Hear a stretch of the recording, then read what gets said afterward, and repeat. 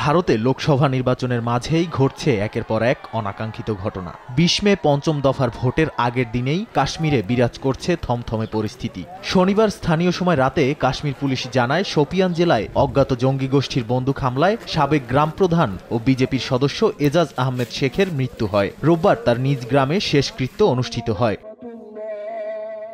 এদিকে কাশ্মীরে বেড়াতে আসা এক পর্যটক দম্পতি সন্ত্রাসীদের গুলিতে আহত হয়েছেন। তাদের অবস্থা আশঙ্কাজনক। পুলিশ জানায়, জয়পুর থেকে কাশ্মীরে বেড়াতে এসেছিল এই পর্যটক দম্পতি।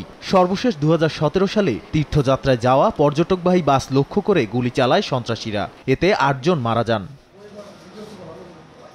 ম্যারাথনের মতো চলমান নির্বাচনের মধ্যে এমন হামলায় উত্তেজনা ছড়িয়ে পড়েছে পুরো কাশ্মীর জুড়ে। আগামী ২০ ও ২৫ মে কাশ্মীরে ২টি আসনে ভোট গ্রহণ হবে। ১৯৯৬ সালের পর থেকে এই প্রথমবারের মতো কাশ্মীরে নিজেদের কোনো প্রার্থী দেয়নি ক্ষমতাসীন দল বিজেপি। এর বদলে তারা স্থানীয় রাজনৈতিক দলকে সমর্থন করবে বলে জানা গেছে।